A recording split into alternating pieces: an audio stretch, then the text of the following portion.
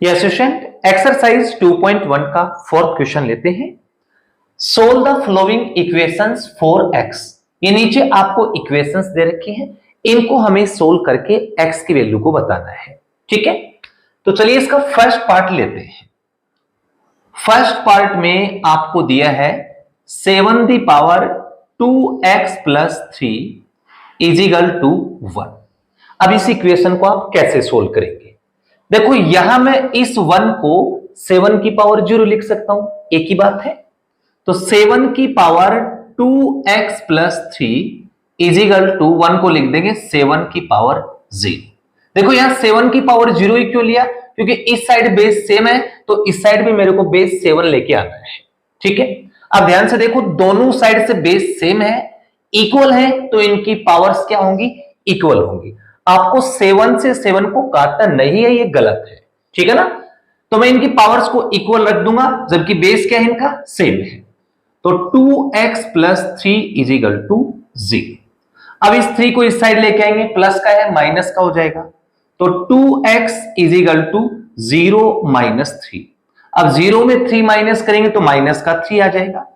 अब आपको x की वैल्यू निकालनी ना, तो ये 2 इसके डिवाइड में आ जाएगा, तो x इज इक्वल टू आ जाएगा माइनस का 3/2। ये x की वैल्यू आ गई। ठीक है, अब इसका सेकंड पार्ट लेते हैं।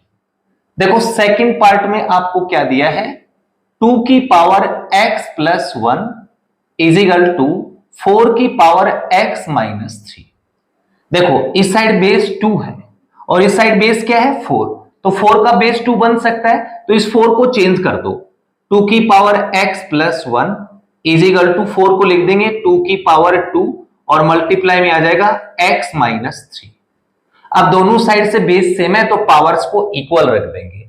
इस साइड से आ जाएगा x plus 1 is equal to, ये मल्टीप्लाई कर दो, 2x माइनस 6।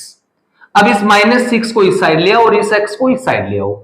ये 6 इस साइड आएगा तो प्लस का हो जाएगा, और 2x, ये x राइट साइड में आएगा तो माइनस का हो जाएगा।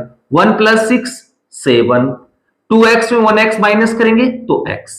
ये आपके पास x की वैल्यू आ गई। Clear student? अब नेक्स्ट थर्ड पोर्शन को लेते हैं। थर्ड पोर्शन में आपको दिया है 2 की power 5x minus 3 is equal to 8 की पावर x प्लस 3। देखो इस साइड बेस 2 है, तो 8 का बेस 2 बना सकते हैं, कोई दिक्कत नहीं है। तो 2 की पावर 5x माइनस 3, 8 को मैं लिख दूंगा 2 की पावर 3, और इसकी पावर x प्लस 3 है, तो मल्टीप्लाई में लगा दो x प्लस 3। अब देख सकते हैं दोनों का बेस सेम हो गया, तो पावर्स को इक्वल रख सकते हैं। 5x minus 3 is equal to, ये मल्टीप्लाई कर दो, 3 इंटू एक्स 3x, और 3 इंटू 3 प्लस का 9।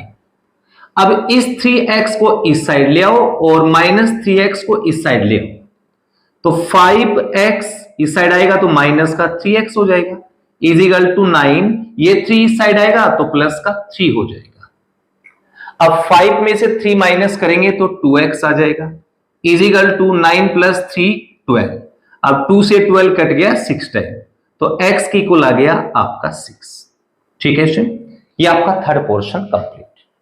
अब फोर्थ पोर्शन को लेते हैं। फोर्थ पोर्शन में आपको दिया है 4 की power 2x is equal to 1/32। अब देखो इसको आप कैसे सोल्व करेंगे। सबसे पहले मैं 32 के फैक्टर्स करता हूं इस साइड।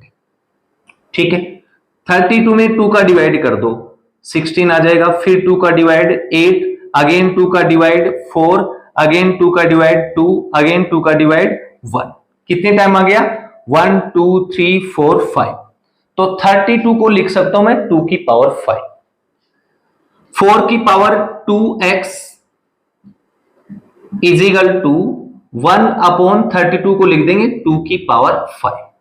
अब ये 2 की पावर 5 को ऊपर ले आओ, प्रॉपर्टी से माइनस हो जाएगी, तो 4 की power 2x is equal to 2 की पावर माइनस 5।